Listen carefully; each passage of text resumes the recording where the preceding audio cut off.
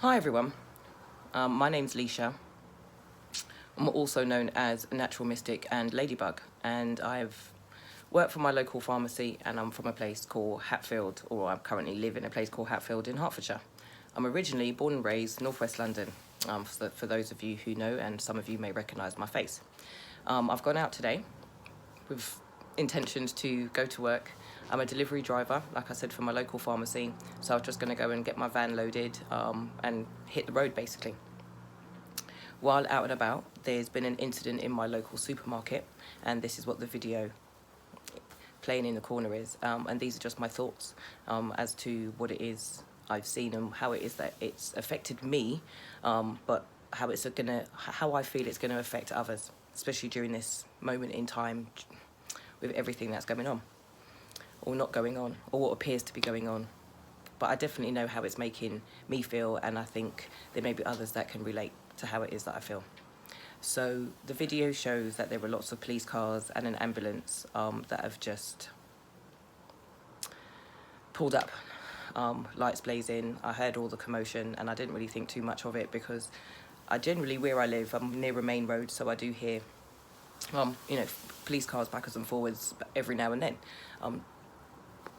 It's for whatever reason.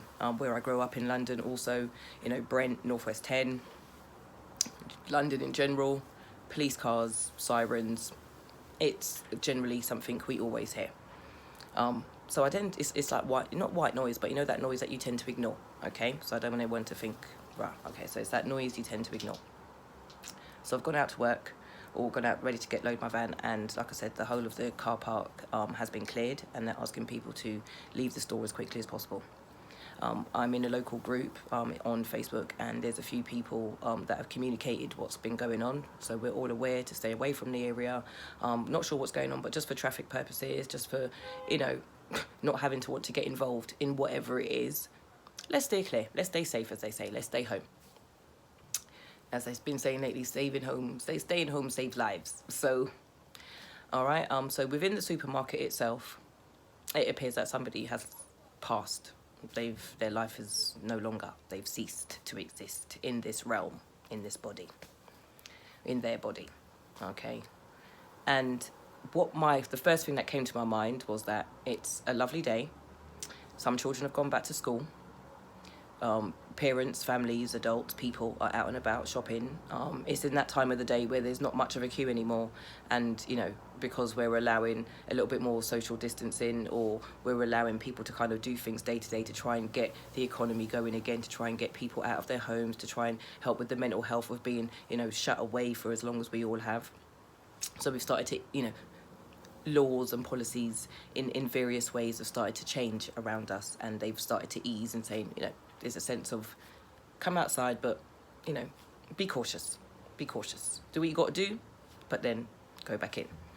And this relates to a post yesterday where I was saying that children are going back to school today, and I can really see the concerns about what's happening. Also, government and media and the powers that be, should we say, and what we see and what's been presented to us have been telling us for quite some while that it's going to be a spike in regards to the numbers of people that are losing their lives, and we would like to try and do preventative methods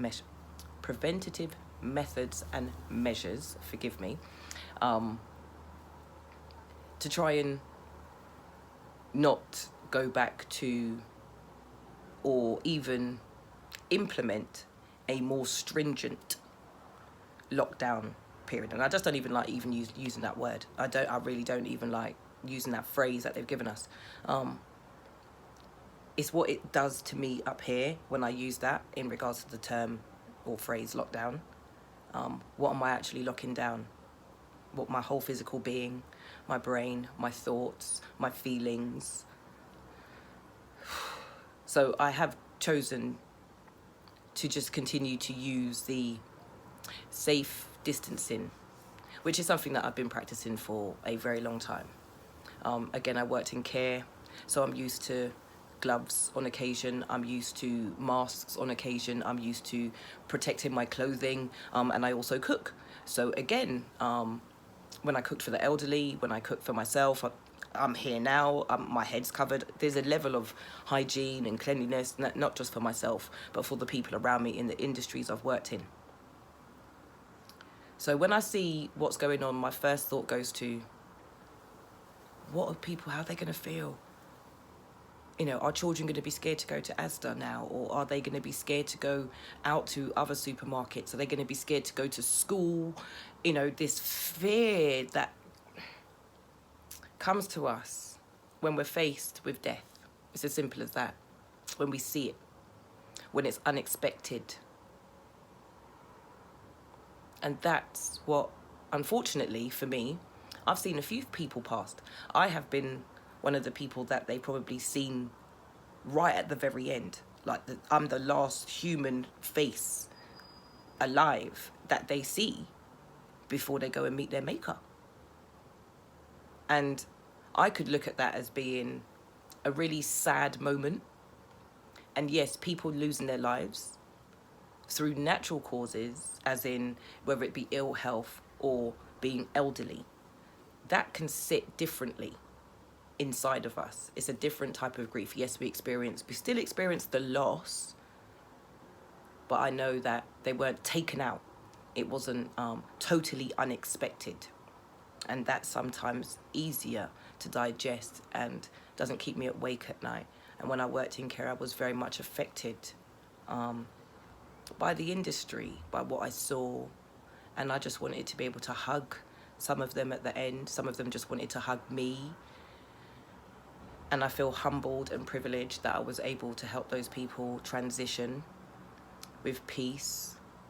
I feel like I did it with a good heart and with a good energy, a positive energy, a peaceful energy.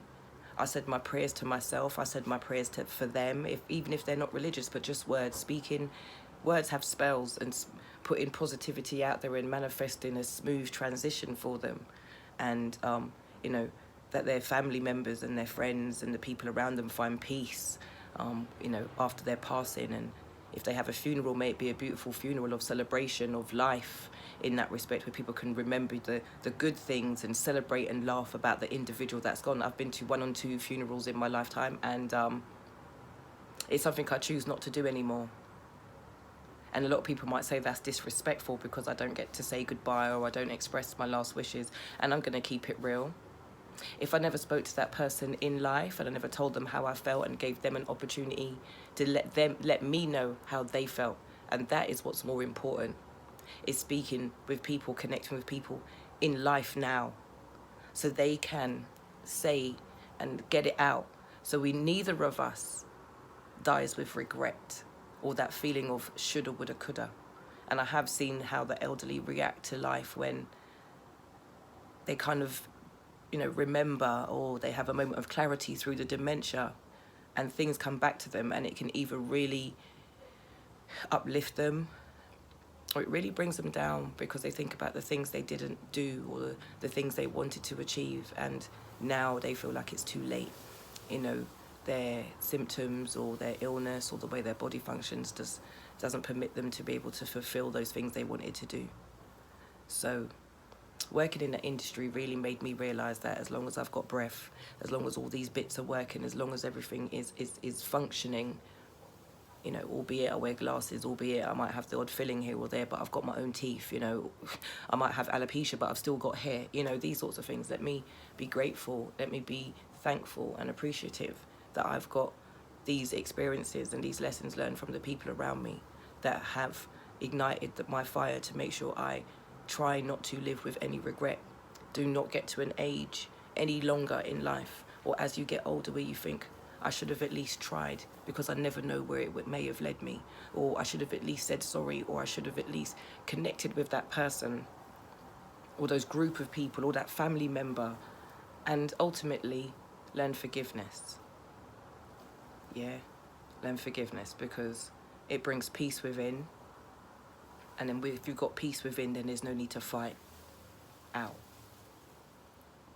So thank you so much for those of you who have taken a moment to just share with me again today. Peace, love, and blissful energy within. Rastafari. Live life, love, and laugh.